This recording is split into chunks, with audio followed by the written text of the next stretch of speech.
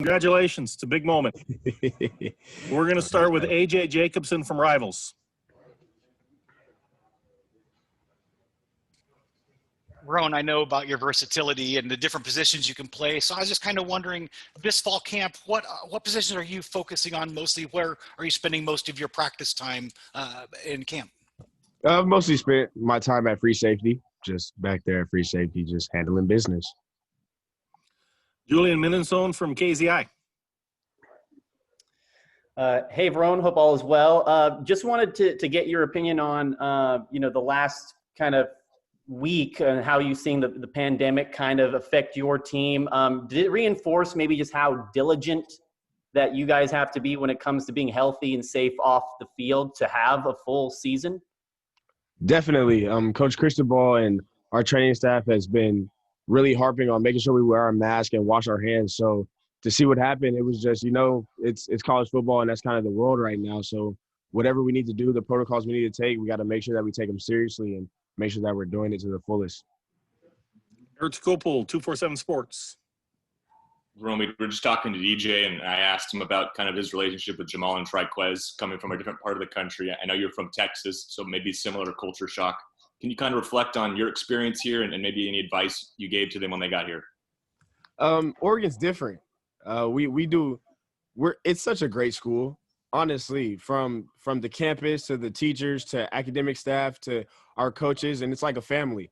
And I feel like me coming here and those guys coming here is probably some of the best decisions we've ever had to make in our lives. And I'm so glad to be here, and I'm glad to have those guys along with me. We're all from kind of the southern sector of the United States. So just, embracing kind of the difference from being down south to being in the Pacific Northwest. So I enjoy it here.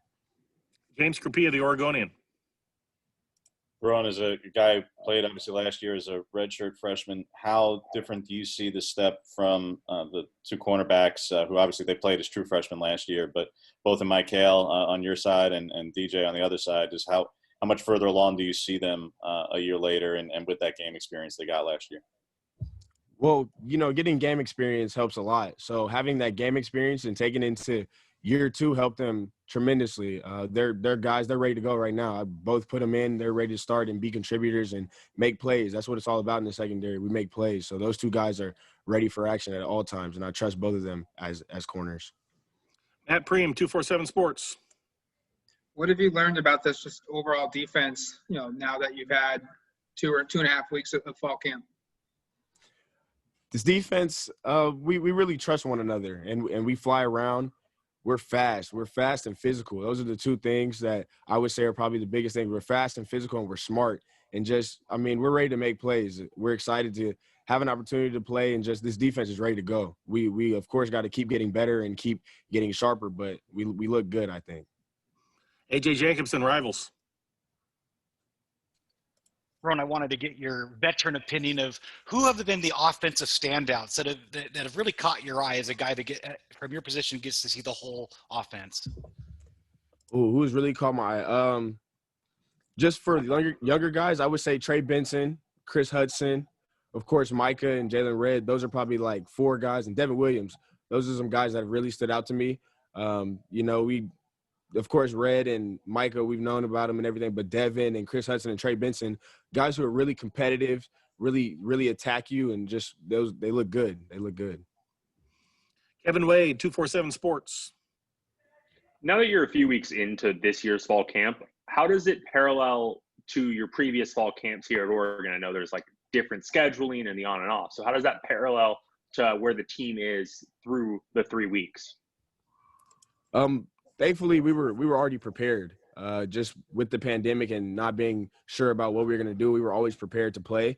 So really, when we got the okay to go ahead and go, we were kind of set. Of course, it's a little bit shorter of time compared to if we started fall camp in the past few years, but I mean, it's still good. Actually, we have time to really take care of our bodies before practice and after practice. So a lot of us like it a little bit better, actually.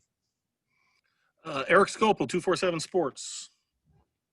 One of the things DJ said helped him kind of get used to being out in a different part of the country was just having Jamel and Triquez with him. He roomed with them. And what was your, I guess, taking a couple years, what was your support system like when you came out here, and who did you lean on? Justin Hollins and Ugo Amadi. Justin Hollins, especially just because he was from Texas as well. So I would always ask him a lot of questions. And even our equipment guy, Austin Cruz, he's from Houston. So those are two people from Texas that I really talked to. And then Ugo, of course. Ugo took me under his wing early on when I got here. And, I mean, I still talk to Ugo to this day. I talked to Ugo just last week. So James Copia, the Oregonian. Verone, I know you're obviously a film guy. Guessing you probably have taken a look at Stanford a little bit at this point. You guys played Costello last year, and he's not there anymore. And their running backs changed, and their main tight end, who you guys locked down, Javon did a great job against him. He's gone. So just what are your kind of initial thoughts on a quarterback you haven't seen before and a receiver group that lost a big weapon, that tight end? Well, I mean, they still have weapons offensively, from the quarterback to the running backs to the receivers. They have weapons all around, and we're going to have to make sure we're prepared. This is a game where you can't sleep on them. I mean, just because they lost a few guys, they always bring in new guys that can make plays. So just making sure we dot all our I's and cross all our T's and just look at everybody. They have a lot of playmakers. So Jerry Thompson, Ducks Illustrated. Verone, looking back at last year, what was your best highlight personally in a game, and for the team, what was your personal highlight? What game was the most exciting? I would say the team-wise, the most exciting game was Washington, just because we were down and it was wet. We didn't really have a great first half. It was cold, and then just to see us come back, and it really showed what we do in the fourth quarter and how everything we do in the offseason really all was displayed right there. And then personally for me, I would say the Colorado game. That was kind of one of my breakout games, and just to really show that I'm here and I'm here to stay, and that I'm ready to play big-time college football. Eric Scopel, 247 Sports. You know, Verone, I guess I wonder, with Jamel Hill, he came in to camp, I think expected to take the spot. It sounds like he's taken ownership of that. Where have you seen his growth, and I guess specifically mentally, going from a reserve last year behind Javon to somebody who's going to need to play some big reps this year? Just learning a lot from last year and asking a lot of questions between me and Javon last year, just taking him under our wing and just helping him a lot. He's grown. And then this offseason, he really harped in on his footwork and understanding the defense and understanding concepts. So me and him have talked a lot. We've stayed late in meetings and everything, just making sure that we're going over everything, whether it's a personnel set, a different concept, a route concept, what's difficult within the coverage, and just making sure that he's staying on the details. That's something we really harp on, is being detailed in everything we do. So that's what's made Jamel flourish. James Copia, the Oregonian. Ron, you didn't get much of a chance at a rebuttal the other night. I wanted to give you a chance after Tyler said he loves throwing the ball over your head. So how accurate is that, or how many interceptions have you gotten on him since he had the floor to make a statement? Wanted to give you a chance to fire back, really more in a playful way. Just the dynamic that the guy who's vying for the starting quarterback job can it can take those comments and has that latitude with you. Well, me and Tyler came in together early, and he was my roommate. We were roommates for like 2 years, so I love Tyler so much, one of my best friends. But Tyler does not throw the ball over my head. We make sure that we're on top of everything. I've picked Tyler off before. I have breakups, so it's always fun playing around with him. We love a guy that's competitive, and I'm competitive as well, so we're always going back and forth and just having fun with it. Warren Williamson, Oregon Duck Football News. Verone, you talked about the strengths of this defense, the communication, all the stuff that you're bringing into this year. It's such a wacky, crazy year. Game week is almost a few days away. You guys excited to get into game week, and how excited are you to strap it up against Stanford?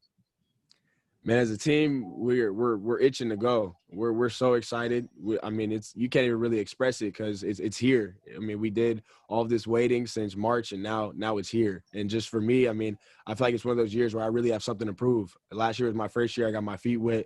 Now I'm trying to be dominant. So, Verone, looks like that's all we have for you. Appreciate your time. Thank you. Appreciate it.